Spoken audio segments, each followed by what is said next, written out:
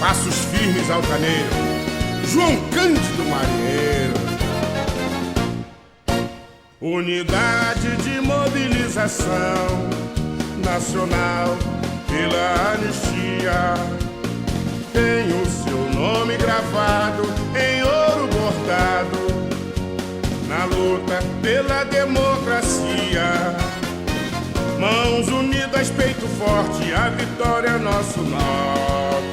Na defesa do nosso amado chão. Passo firme e altaneiro, João Cândido Marinheiro, patrono do nosso pavilhão. Passo firme e altaneiro. Meu nome é Cicinato do Carmo. Nasci em 1/10 de 1944 e o meu posto atual, suboficial. Suboficial. Cicinato, qual atividade você exercia antes de ingressar na Marinha? Antes de ingressar na Marinha, eu era estudante. Você é estudante? Era estudante em Fortaleza. Então não trabalhava? Não trabalhava. Estudar. Não estudava. E como você chegou à Marinha? Como você chegou a ingressar? Foi através de informação de alguém? Você foi ser fuzileiro naval? Alguém indicou? Foi jornal? Não, saiu em jornal que a Biriria ia abrir prova para o Corpo de Fuzileiros Navais. Aí eu fiquei acompanhando. Quando abriu as inscrições, eu fiz a inscrição e fiz as provas e fui aprovado. Fui aprovado e após aprovado, a Marinha foi buscar esse pessoal no Nordeste.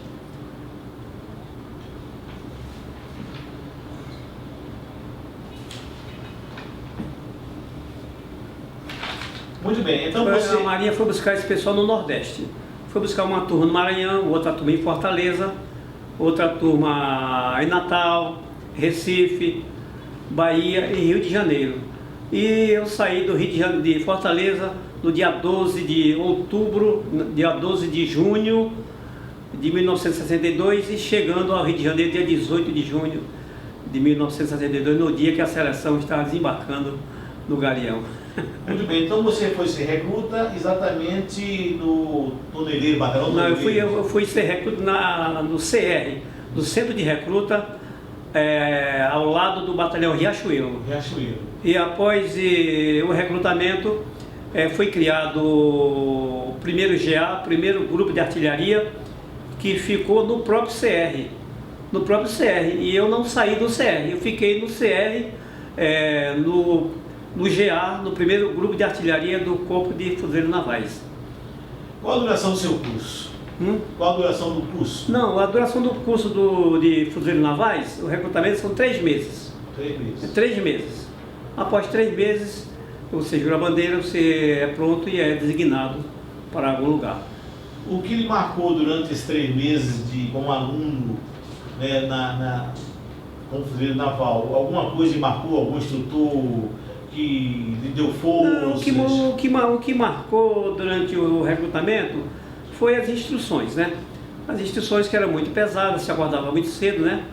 Alvorada cedo, 5 horas da manhã, alvorada, depois instruções, e depois café, e durante o dia instrução em sala de aula e educação física, muito puxado, né? Muito puxado.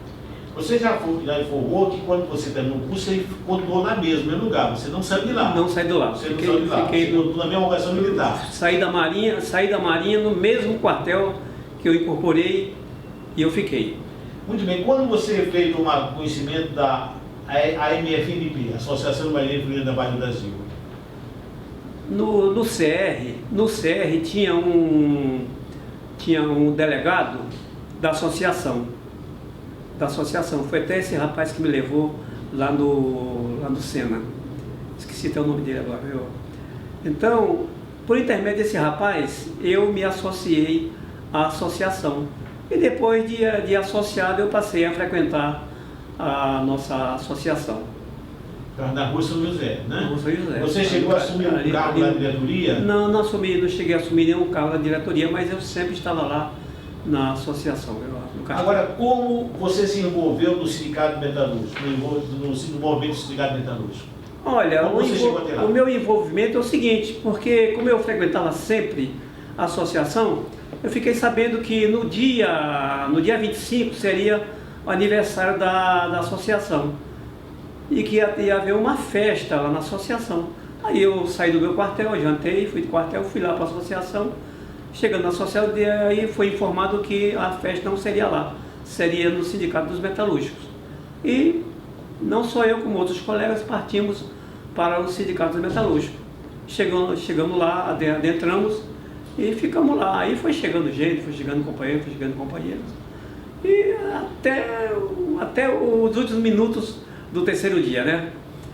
Quando nós saímos de lá preso pelo batalhão de guarda, levado para o batalhão de guarda, e de lá fomos identificados e liberados para ir para as suas unidades. Bom, você sabe que antes de nós sermos presos pelo batalhão de guardas, os navais vieram nos prender, né? Sei. Mas aí conta alguma coisa sobre aquele envolvimento dos navais que aderiram ao nosso movimento quando depuseram suas armas. Olha, antes da vinda dos fuzileiros navais, da SP, nós não sabemos qual foi a finalidade daquele pelotão vir para nos afrontar. Antes tinha uma notícia que o batalhão de guarda ia bombardear o sindicato. Inclusive eu tenho um colega, que é meu vizinho lá perto de casa, que ele servia no batalhão de guarda, e ele me informou que o comentário é que iria bombardear o sindicato dos metalúrgicos. Agora, com relação ao pelotão de fuzileiros que foi para ficar em frente lá ao batalhão, ao sindicato, não sei te informar qual era a intenção deles e as ordens que eles receberam, se eles foram com finalidade de só nos afrontar ou de nos atirar, entendeu? Com relação a essa questão aí eu não posso...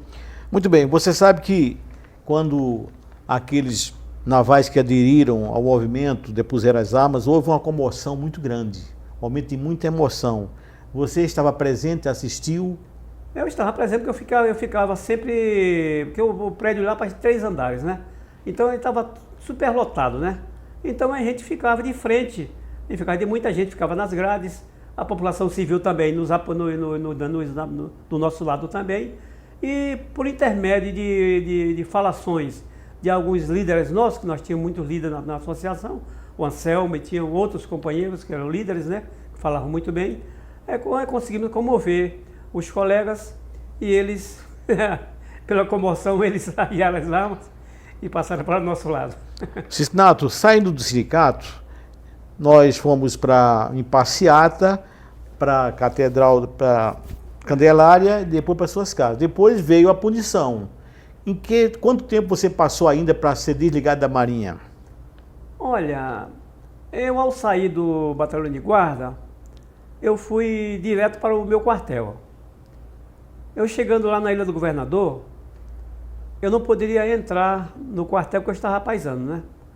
Eu só tinha uma solução, procurar um meio lá do morro lá, para poder eu pular o muro e entrar pelo muro e descer o morro, né? Só que o morro estava todo guarnecido, né?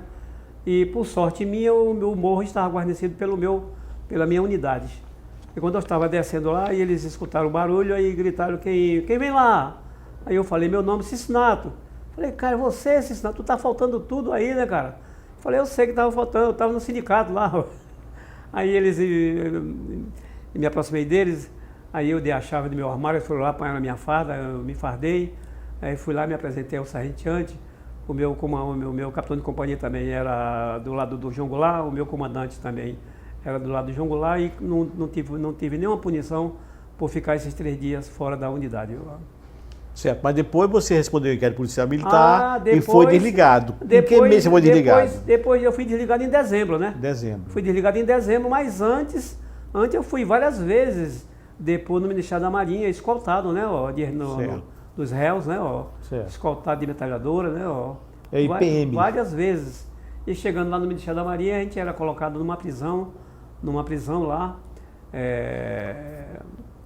E depois eles começavam a chamar para inquirir, fazer perguntas, essas coisas, né?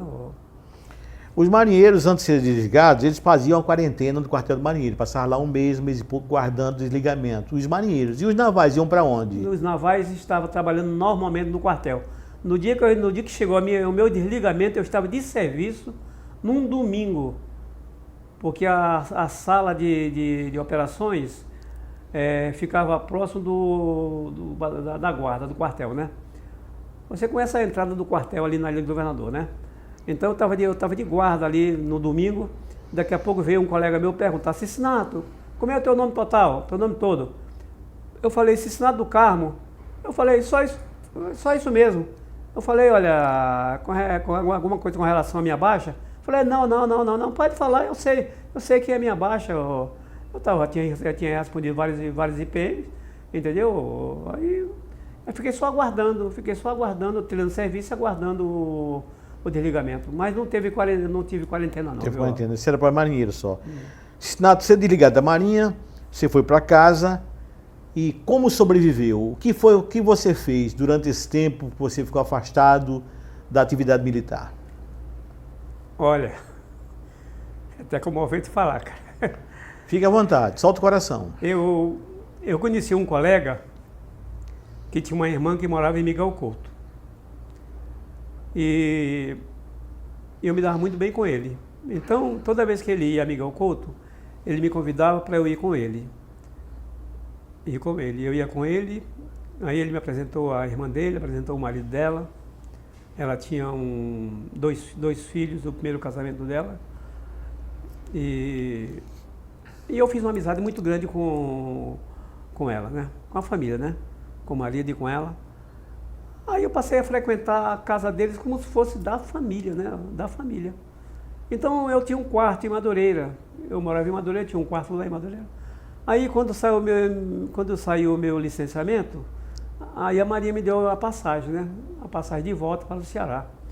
Mas eu não poderia voltar porque eu não tinha nem roupa para voltar. Porque eu saí de férias em fevereiro e eu fiquei no Rio de Janeiro porque eu não tinha roupa para viajar. Se eu quisesse viajar, tinha que ir fardado. Aí eu, quando saiu o meu licenciamento, aí eu, com a passagem na mão, fui lá me despedir dessa família. Aí, quando eu cheguei lá, eles falaram: já estou sabendo da tua situação. O problema é o seguinte: tu quer ir embora ou tu quer ficar com a gente aqui? Aí eu virei para ele e falei: olha, o problema é o seguinte, são 2 escolhas. Eu prefiro ficar com vocês. Eu prefiro ficar com vocês porque o marido dela tinha um comércio. Tinha uma loja de bicicleta, conserto e venda de bicicleta. Aí eu falei: eu prefiro ficar com vocês porque eu não tenho condições de voltar à minha terra. Eu estou voltando pior do que eu vim. E para mim isso é muito vergonhoso. Nós somos de famílias pobres, mas de família de vergonha na cara. Então eu não vou voltar, fico com vocês aqui. Aí eu fiquei com eles lá como se fosse filho deles mesmo, entendeu? Como se fosse filho, irmão. Então eu já saí da Marinha, já cheguei lá na casa deles já trabalhando e morando na casa deles. Saindo para passear junto com eles, tudo para onde eles iam, eles me levavam. Entendeu? Aí depois nasceu um garotinho, o filho do esposo dela, né? O Bartolzinho. Aí eu praticamente criei essas 3 crianças, né? Praticamente, né? E morei com ele uns 5 anos mais ou menos. E em 66, ele cismou de entrar para a Polícia Militar. Em 66. Aí ele falou, Cicinato, eu vou fazer prova para a Polícia Militar e aí você vai tomar conta da loja. Aí eu falei, tá legal, tudo beleza, não tem problema não. Tinha um rapazinho que trabalhava com a gente, aí ele fez prova, passou, aí entrou. Quando foi em 67, ele virou para mim e falou assim, Cicinato, vai abrir inscrição para a Polícia Militar do antigo estado do Rio de Janeiro. Eu já estou na Polícia Militar e você quer entrar na Polícia Militar? Eu falei, Bartolomeu, eu não posso perder uma chance dessa, porque eu não sei até quando vocês vão viver juntos. Eu já namorava Nazaré, né? Pelo menos eu consegui nesse emprego, eu posso até pensar em casar. Mesmo assim ele fez. Falei, quando abrir a inscrição, eu vou ficar lá na fila, eu vou ficar na fila a noite toda, que você vai ser o primeiro ou o segundo a ser atendido. A gente tinha um capitão, ele tinha um amigo capitão do Exército, que era paraquedista e ex-combatente, e o cara mandava muito, o cara tinha muito poder, né? Muito conhecimento da Polícia Militar. Para ele entrar, esse capitão deu uma carta de referência a ele apresentou lá um coronel lá em Niterói, e a minha mesma coisa, ele também me deu uma carta de referência, eu apresentei lá um coronel lá, ele designou o coronel para apresentar, e levei lá, e não teve problema nenhum, e eu consegui entrar para a Polícia Militar em 1967. Essa foi minha... Lá você... E eu tenho esse casal como pai e mãe.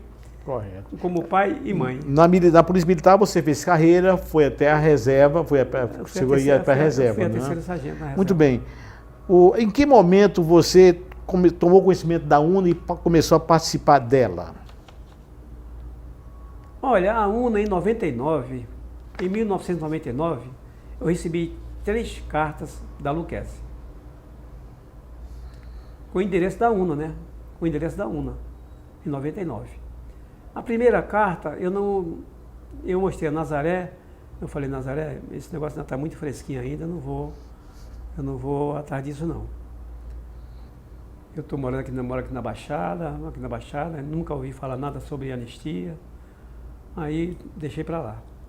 Aí na segunda carta, também a mesma coisa. Na terceira carta foi no final do ano, em novembro. Aí eu falei, pô, Nazaré, eu vou lá. Na minha rua tinha um rapaz que serviu comigo, ele até veio aqui também, o Leno, né? Lenine. Aí ele também foi fuzileiro comigo, né? E ele deu baixo da Marinha. Aí eu falei, Lenine, eu tô com uma carta aqui, é a terceira carta. Mas eu não quero ir lá embaixo sozinho não, tá aqui o endereço. Tu quer ir comigo? Eu vou contigo, sim. Aí me desloquei, cheguei aqui, subi o elevador. Quando eu entrei no elevador, entrou um rapaz de terno e gravata, não sabia quem era, né? Aí, quando o elevador parou aqui no 13º andar, aí eu saí na frente, aí vim, fiquei na porta com esse colega, aí ele chegou. Aí virou para mim e falou assim, você deseja alguma coisa? Eu falei, com que eu estou falando? Você está falando com o Dr. Gerson Luquezzi. Pois é, Dr. Gerson Luquezzi. É a terceira carta que eu recebi do senhor lá em casa e estou comparecendo agora na terceira carta. Como é seu nome? Meu nome é Cicinato do Carmo. Falei, caraca, você já era para estar anistiado há muitos anos, cara. Eu estou com o teu nome aqui, você está na relação do pessoal que foi mandado embora da Marinha, você já era para estar anistiado aqui há muitos anos.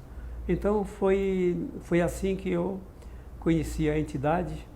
Em 99 mesmo, em novembro, ele fez meu processo de anistia e em novembro mesmo eu fui anistiado. Fui anistiado com 20 e poucos dias. Muito rápido, bateu o recorde. 20 e poucos dias foi anistiado. Bom, aí começou a sua participação efetivamente na UNA. Você começou a fazer parte da diretoria, inclusive fui eu que convidei para você pertencer a um dos conselhos, foi o Conselho Fiscal, não é isso aí? Conte-se a sua participação até agora. Quando eu comecei a frequentar a entidade, você Vanderlei, viu em mim uma pessoa séria e logo de imediato me ofereceu uma função de diretor na entidade. E o presidente era aquele companheiro nosso que morava lá em Recife. Era o Ivanildo Pereira. O Ivanildo, né? O Ivanildo. Ivanildo Pereira. A mulher dele tinha um problema muito sério com a Luquezzi, né? Era. Eles brigavam muito, discutiam muito. Então, por teu intermédio, eu já passei a participar da diretoria da entidade e de lá para cá foi se desenvolvendo e viajamos muito a Brasília, a Lei 10.559, nós lutamos muito por essa lei e conseguimos bons resultados, a lei está aí e muita gente foi anistiada e a luta continua e a lei está aí para dar nossos direitos, essas promoções, oficialato. Como foi a luta por essa lei? Como o senhor sabe, o senhor participou, né? Como é que foram? A nossa luta foi uma luta ferrenha, porque o presidente da República na época era o Fernando Henrique Cardoso, e a gente já estava lutando para conseguir essa lei de anistia. Tivemos um deputado que era aquele deputado lá de Manaus, como é que é? O Arthur Vigílio, né? Arthur Vigílio, foi senador. Tivemos um deputado Arthur Vigílio, que era o deputado líder do governo do Fernando Henrique, lá na Câmara dos Deputados, né? E tivemos também o Darcy Coelho. Por intermédio dele e de outros deputados também, que engajaram também na luta também. E nós conseguimos, por intermédio mais do deputado Arthur Vigílio, conseguimos a Lei 10.559, que foi sancionada pelo presidente da República, Fernando Henrique Cardoso, em 13 de novembro de 99, né? De 2002. E essa lei exatamente era o quê? Hã? A lei exatamente? A lei de anistia, a Lei 10.559, a lei de anistia, viu? Que essa lei não é a primeira lei, a primeira lei é a 6683 de 79, né? Ô Cicinato, eu vou botar um pouquinho de azeitona na tua empada, da seguinte maneira: você foi conselheiro fiscal, você foi primeiro secretário, você foi vice-presidente, presidente em 2 mandatos, e você pegou um período muito magro na UNA, onde se viajava de ônibus e se ficava em pensão. Não é hoje se fica em hotel e se viaja de avião. Me conte aí sobre essas suas idas e vindas a Brasília, acompanhado sempre do presidente, que era o Dilson. Como é que era essa saga? Os 4 anos da presidência do companheiro Dilson, eu como vice-presidente, a gente quase toda semana estava indo a Brasília. E aí as nossas idas a Brasília, a gente ia de ônibus. Encarava 18 horas de ônibus para lá e 18 horas para cá. E a gente chegava em Brasília, não ia para hotel, ia para pensões. A pensão dos anjos. A pensão dos anjos, né? Era um precinho baratinho, né? E eu e o Dilson, a gente comia lá na Câmara dos Deputados, né? A gente pagava do nosso bolso, não trazia despesa para a entidade. Táxi também a gente pagava do nosso bolso, também não trazia despesa para a entidade. As despesas que a gente trazia para a entidade era só mesmo da pousada, né? Da pousada. Durante os 4 anos foi assim. Trabalhamos com muita honestidade.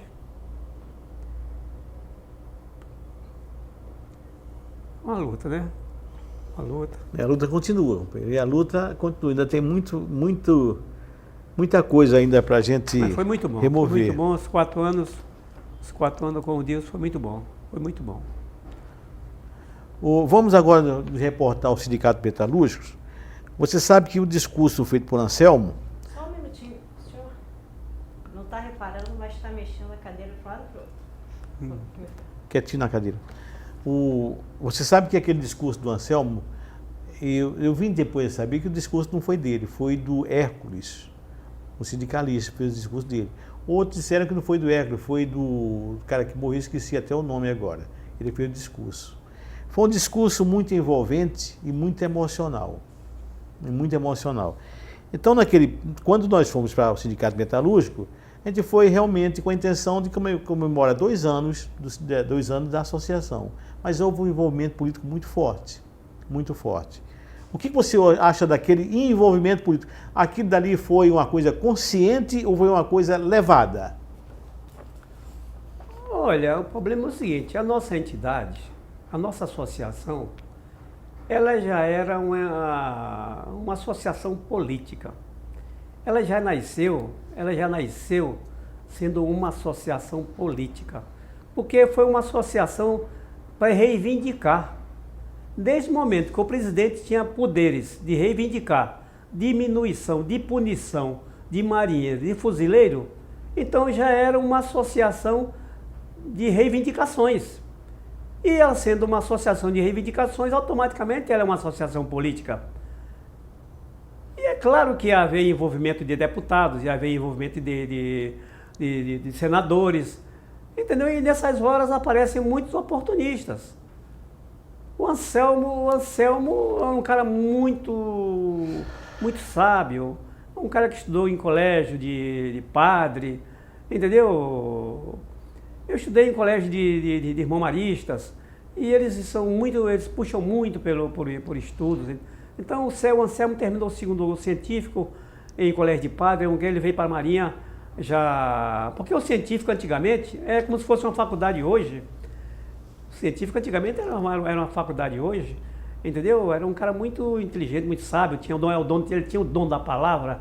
Ele discursava, se aquele cara chegasse a ser um deputado federal, um senador, chegar um presidente da República, ele tinha dom de falar 1 hora, 2 horas, 3 horas, igual tinha o Brizola, João Goulart, Lacerda e outros líderes, Jânio Quadros, Juscelino Kubitschek, entendeu? Ô Cisnato, eu não sei se você pensa como eu, mas foi esse envolvimento político que deu o passaporte da nossa anistia. Se não houvesse esse envolvimento político, não haveria motivação política. Claro, evidente. Então Claro. nós não seríamos anistiados. Não. Se fosse uma coisa só para reivindicar fardamento, andar civil, poder casar, não seria envolvimento político. Houve envolvimento político porque houve essa penetração de políticos dentro do sindicato que nós realmente abraçamos aquilo dali. Por isso, houve o passaporte, a nossa anistia, pela motivação política. Motivação política. O que não ocorre com alguns entidade. que participaram de outras Tanto partes. que o Abelardo de Jurema, que era o ministro da Justiça, esteve no sindicato lá conosco lá, a mando do presidente da República. É João brincadeira? Cândido esteve lá sentadinho. É brincadeira, o ministro da Justiça esteve lá no nosso sindicato. Então, quer dizer, a nossa associação, ela já foi criada com a finalidade de ser política. De ser política e de reivindicar. Lamentavelmente, o almirantado incomodou o almirantado, porque dali poderia sair deputados, senadores, poderia sair, o Anselmo poderia ser um deputado federal tranquilamente, eleito pela própria Marinha, pelos próprios marinheiros e fuzileiros. O Anselmo seria um candidato a deputado federal e seria eleito com a maior tranquilidade, com a expressão de voto fora de série. Entendeu? Você sabia que naquela época você podia se candidatar, ser votado, ser eleito, mas não tomava posse. Tá?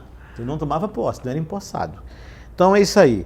E eu também acho que aqui dali, a MFNB, ela já nasceu política. Porque as reivindicações nossas eram sempre de apoio ao governo.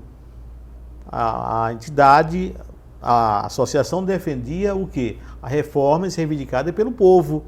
Reforma de base, reforma administrativa, reforma política, que o que tentam fazer até hoje não conseguem. Era aquilo que ele tentava fazer, que achavam que ele era um populista. A UMINA hoje é a nossa associação. A UMINA hoje é a nossa associação, é a continuação da nossa associação, porque a nossa associação é o quê? Nossa associação é uma associação de reivindicações. Vamos falar agora da UMINA. Muito bem. A UMINA realmente é um segmento da MFNB.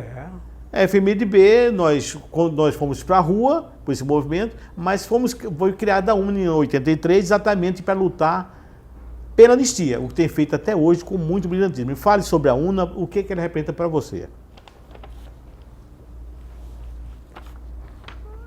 Eu tenho a UMINA como minha segunda casa. Essas 2 semanas, eu fiquei fora da entidade, doente, não estou bem de saúde, mas também não deixei de fazer o passeio com os companheiros lá em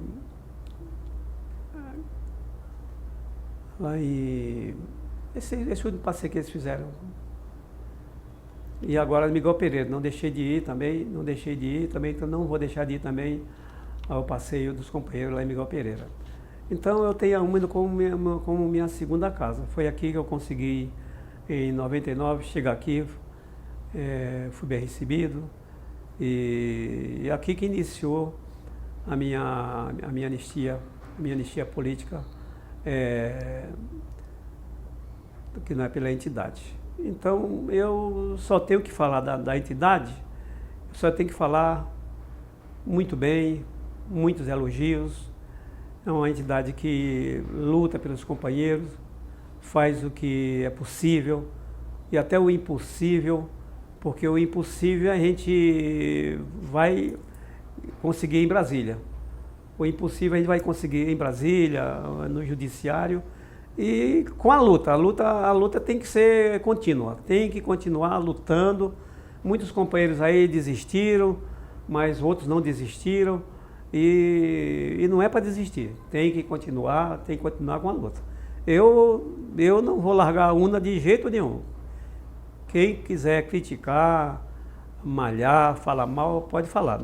Eu não aceito, de jeito nenhum. Eu não aceito. Eu tenho a entidade aqui como a minha segunda casa. Eu dei até 2 fotos à Fátima para ela colocar aqui da iniciação da formação da estátua do João Cândido.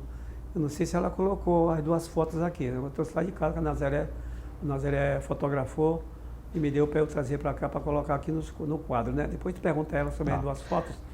E a estátua do João Cândido, a gente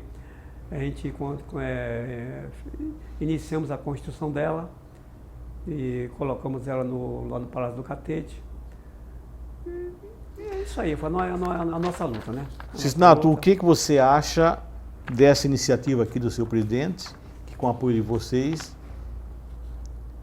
teve o prazer de colocar esse projeto aprovado por todos, de tomar esses depoimentos, essas entrevistas, isso para a posteridade e para a base para um livro da UNA. O que você acha disso?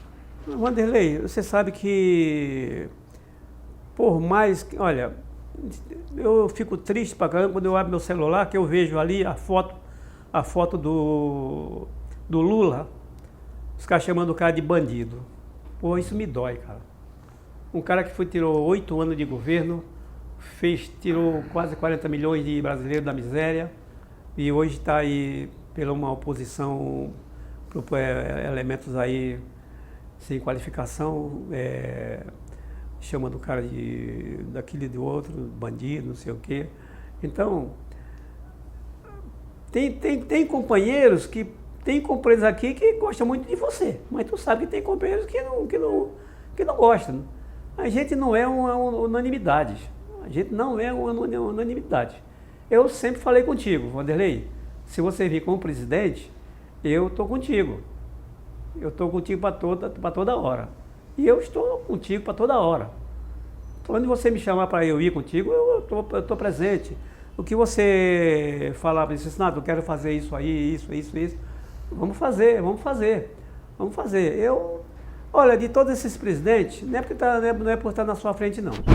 O Dilson foi um grande presidente, reformou isso aqui, e passou outros companheiros aqui que não fez. O Coutinho passou por aqui também, comprou a sala, nós contribuímos com dinheiro para comprar a nossa sede. Eu sou um dos tais que você também colaborou também para comprar a sede. Mas eu acho de todos esses presidentes aí, Wanderlei, que eu estou aqui na entidade, eu acho que o que mais está fazendo pela entidade aqui, eu acho que é você. Muito obrigado. Eu acho que você, da minha parte, eu tenho que falar na tua presença que para mim você é o presidente que mais trabalhou pela entidade, mais trouxe sócio. A entidade está bombando de sócio, está bombando de dinheiro, está numa economia muito boa, saldo bancário muito bom. E é isso aí, com muito trabalho, com muita credibilidade. O homem tem que ter credibilidade. E você tem credibilidade perante teus companheiros. Muito obrigado. Não só aqui do Rio de Janeiro, mas como do todo o Nordeste, do sul do país. Você é um cara que as pessoas acreditam em você. E eu só tenho que te dar para você parabéns. Muito obrigado. Cisnato, então vamos agora 10 minutos. Nota 1000 para você. 10 minutos, a gente vai falar agora sobre política. Porque a entidade é apartidária, porém é política. A UNA, no seu estatuto, reza. Ela é apartidária, não tem partido, mas é política. Já que ela é política, ninguém pode deixar de gravar um depoimento desse e falar em política. O que você acha da Dilma nesse movimento de impeachment-la? Você acha que ela merece esse impeachment? Merece totalmente? Merece em parte? Merece o quê? O que você acha? Ou não merece nenhuma observação? Vanderlei, eu sou um cara que acompanho muito política. E gosto de política e como política. Eu não sou filiado a partido nenhum. Eu até gostaria de ser filiado a partido, porque ser filiado a um partido, você é obrigado a estudar. A estudar e se expressar também, né? E se expressar também. Eu acho que é o seguinte, eu não me conformo com essa política atual do Brasil, é com esses caras oportunistas, esses caras do DEM, PSDB, do PPS e outros aí, que esses caras não se conformam que eles perderam uma eleição política, que eles perderam uma eleição. Gente, eleição tem que ser respeitado. O voto do povo tem que ser respeitado. A Dilma ganhou a eleição com 54 milhões de votos e essa gente que perdeu a eleição, eles até hoje não se conformam, eles querem terceiro turno. Eles são tudo golpistas, esses caras são os golpistas de 64. Essa cambada que estão aí querendo dar golpe na Dilma, atrapalhando o governo da Dilma, entendeu? São todos os golpistas, são os mesmos golpistas de 64. Os cabeças mais velhos já estão no inferno já estão no inferno.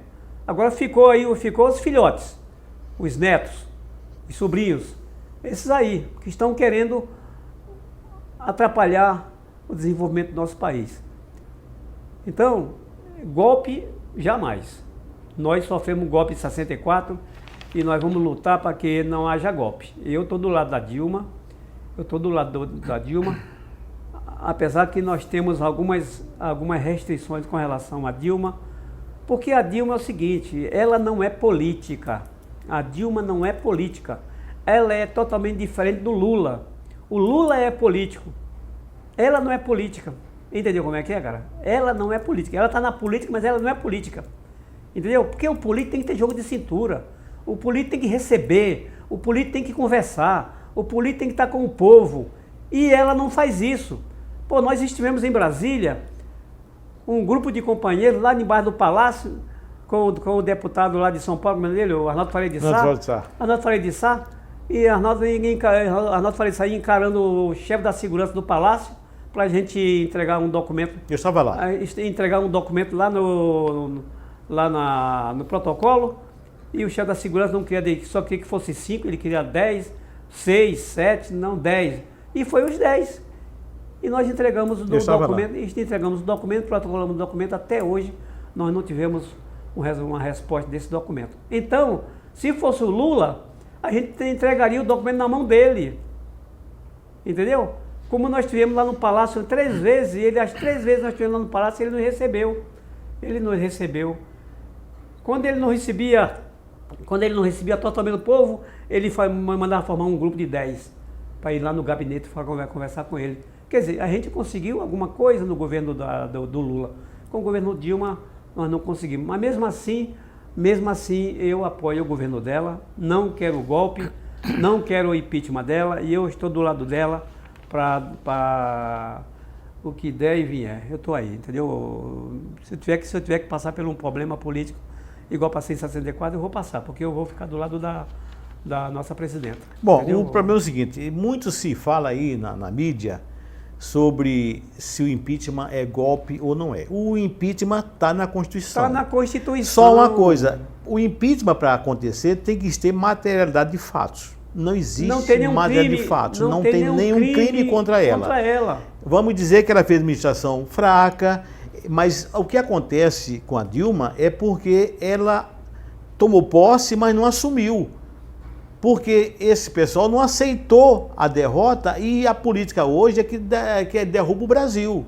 A política de a não aceitação pelos derrotados é que está causando toda essa dificuldade. Mas a oposição, principalmente com esse deputado Eduardo Cunha, presidente da Câmara, tudo que ele fez lá na Câmara, ele fez a escalada da noite, fez as escondidas, votação secreta, e tudo isso não foi aceito pelo Supremo. O Supremo botou tudo abaixo, entendeu como é que é? O Supremo botou tudo abaixo, entendeu? O Senado agora tem poder de abafar tudo aquilo que foi aprovado pela Câmara, entendeu como é que é? Então, eles perderam a força. E outra coisa também, o Eduardo Cunha, ele vai ser cassado pelo Conselho de Ética da Câmara e ele vai ser também condenado pelo Sem dúvida, Federal. se ele for Entendeu cassado, como é? ele vai ser condenado. Não, porque ele é um tremendo bandido, um traidor da pátria, um homem que mentiu na CPI dizendo que não tinha contas secretas na Suíça, e apareceu aí um monte de dinheiro aí, a mulher dele gastando dinheiro, a filha dele gastando dinheiro na Inglaterra, nos Estados Unidos. Quer dizer, um cara que põe o dinheiro da Petrobras, entendeu? Um desse não tem moral. Esse cara, ele, por questão moral, esse cara já era para ter se afastado da presidência da Câmara para se defender, cara. Um cara desse cheio de bronca aí, cara. Um cara desse cheio de bronca, cheio de crime nas costas aí. O cara... Mas ele tem o apoio de alguns deputados, entendeu? Ele tem apoio de alguns deputados que são contra a Dilma. Aí ele se segura nisso. Mas ele quebrou a cara, porque o Supremo está contra ele, viu? O Supremo está do lado da Dilma. Eu acho o seguinte, eu acho que o PT está no governo, eu não sou petista, não sou PSDBista, não sou nada, sou brasileiro e minha política é aquela que atende o povo, é a política social. O que eu acho é que o governo do PT está há 12 anos sem oposição. A democracia carece de oposição. 12 anos não havia oposição. Daí cresceu toda essa corrupção que o governo ficou muito à vontade. Ficou muito à vontade. A corrupção não foi do governo, mas foi dentro do governo. Entendeu? Não havia oposição. Porque quem fosse contra Lula não se elegia. Então todo mundo apoiava, mesmo sendo oposição, mas votava sempre a favor. Isso realmente é que chegou a esse ponto que nós estamos aí. Ela pegou dinheiro do BNDES, pegou dinheiro do Banco Central, Caixa Econômica, Banco do Brasil e Fundo de Garantia. De 5 instituições, pegou dinheiro. Muito bem. Para não ser impeachmentada, ela pagou a todo mundo agora. Pagou, está tudo pago. O que ela pegou em 2014, está pago. Mas se não houvesse esse movimento de impeachment, será que ela ia pagar esse dinheiro? Será que não ia ficar voando por aí esse dinheiro? Olha, Vanderlei, o problema é assim, essas tal pedaladas que eles falam aí que a Dilma fez, essas pedaladas, isso aí é um jogo de governo com bancos privados. Tanto o banco privado apanhava dinheiro com o governo, como o governo apanhava dinheiro principalmente da área social. Na área social, você vê que a área social do governo ela é muito grande. Ela é muito grande, a área social. E ela apanhou esse dinheiro com a Caixa Econômica, com o Banco do Brasil, para investir na área social. Minha Casa Minha Vida, no Bolsa Família e outros benefícios para a população. Só que é o seguinte, nem o Tribunal de Contas da União nunca julgou contas de um presidente. Veio julgar agora da presidenta Dilma. Entendeu como é que é? Por causa de quê? Por causa de pressão política dos deputados do DEM, do PSDB e do presidente da Câmara. Entendeu como é que é? Uma cambada de golpista, rapaz. Uma cambada de safado golpista. Entendeu? A primeira vez que as contas de uma presidente da República é julgada pelo Tribunal de Contas. Ainda tinha um ministro, o Nardes, que é contra a Dilma. Esse ministro Nardes é um safado, entendeu como é que é? Ele é deputado federal, de partido de oposição, que é contra a presidenta Dilma. Então a gente tem que acompanhar essas coisas para ver quem são os amigos e inimigos, entendeu como é que é? Esse ministro Facchini, que antes de ser ministro fazia até discurso em apoio a Dilma, fez um voto de oposição. Fez um voto de oposição. Aquele parecer dele foi todo de oposição. Ele fez tudo que o Adu Cunha queria. Mas ele apoiou quebrou- tudo. mas ele quebrou tudo, a cara tudo. também. Quebrou a cara Mas porque ele foi quebrou a- tudo refeito. Ele quebrou a cara, foi tudo refeito, Tudo e o refeito. presidente do Senado e o presidente do Supremo, eu acompanhei tudo isso aí. O presidente do Supremo botou tudo aquilo ali abaixo. Aqui não tem dali, como é que é. aqui dali para um ministro novo como ele, novo não de idade, novo na função dele, desmerece muito. Porque ele vai dar um parecer de 12 pontos, 11 são reprovados. Isso quer dizer que ele não está nem com capacidade de ser ministro. Ele não pode sair dali, mas não tem nem capacidade. Se eu faço 12 pontos e discordam de 11, é porque na realidade ele é muito fraco.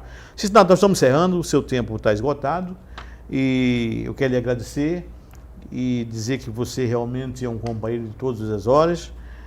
Eu que lhe nomeei, que lhe indiquei para ser, na época, fazer parte do Conselho Fiscal, e você segurou esse batente até hoje, você continua com a gente, é um homem que a gente pode confiar. Para onde mandar você vai, para funerais, para reuniões, aonde for, onde você for mandado, você vai, realmente você veste. Olha, você aquele veste. sepultamento daquela senhora lá, da Dona Zelândia, eu que fiz o sepultamento dela. Certo, você O Dilson me designou para esse Nato. Você vai lá e faz o sepultamento Você da realmente Dona é Zelândia. um homem de todas as horas. Eu Dona quero Zelândia. agradecer e muito obrigado pelo seu depoimento.